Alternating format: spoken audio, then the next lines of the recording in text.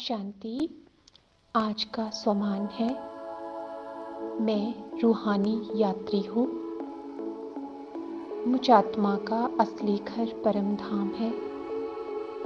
मैं आत्मा परम धाम से इस सृष्टि रंगमंच पर एक यात्री की तरह, एक मुसाफिर की तरह पाठ बजाने आई हूँ।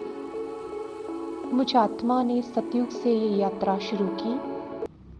धीरे धीरे मैं आत्मा सतयुग के 8 जन्मों में देवताई रूप में पाठ बजाते हुए त्रेता युग में पहुंची। त्रेता युग में मुझ आत्मा ने 14 कलाओं से विभूषित 12 जन्म लिए। उस समय भी मैं आत्मा अपनी संपूर्ण सतो प्रधान स्टेज से सतो स्टेज पर पहुंच चुकी थी। फिर मुझ आत्मा ने द्वापर युग में अपने पुजारी रूप में 21 जन्म लिए। वहाँ मुझ आत्मा की अवस्था रजो अवस्था में पहुँच गई और वहाँ मुझ रूहानी यात्री ने पुजारी रूप में भक्ति शुरू की।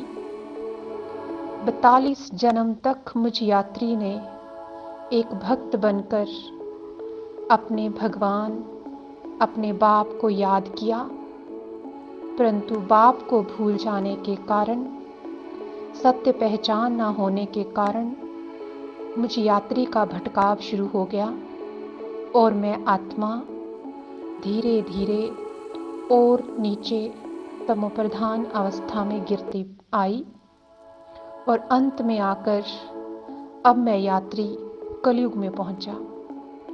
कलयुग में मुझ आत्मा ने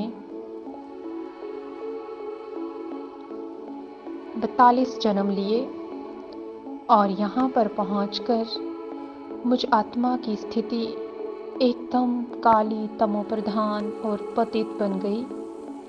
अब मैं यात्री थक चुका हूँ।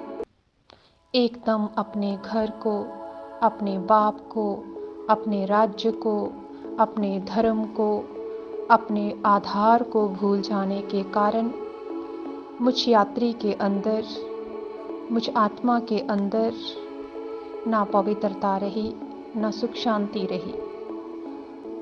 अब अंत में आकर के मुझे मेरे बाप के द्वारा सत्य पहचान मिली और बाप ने मुझे अपना बच्चा ब्राह्मण बना लिया और ब्राह्मण आत्मा बनते ही अब मैं यात्री फिर से अपनी असली यात्रा अपने घर परम धाम की ओर जाने का पुरुषार्थ करने लगा और धीरे धीरे मुझ आत्मा के अंदर के विकार निकलने लगे और मैं यात्री धीरे धीरे हल्का होने लगा। मुझे बाबा के द्वारा ज्ञान योग के पंख मिले। मुझे बाप की याद के द्वारा इस संगम युग पर परमात्मा की शक्ति की लिफ्ट मिली और अब मैं यात्री अपने सारे बोझ, अपनी सारी जिम्मेवारियां बाप के हवाले कर हल्का हो धीरे धीरे बाप की याद और बाप की शक्ति के द्वारा, बाप के सत्य ज्ञान के द्वारा, बाप के द्वारा मिलने वाली सही पहचान के द्वारा फिर से अपने घर परम धाम की ओर जा रहा हूँ। यही मुझ आत्मा का असली लक्ष्य है और यही मुझ यात्री का अंतिम ठिकाना है। ओम शांति।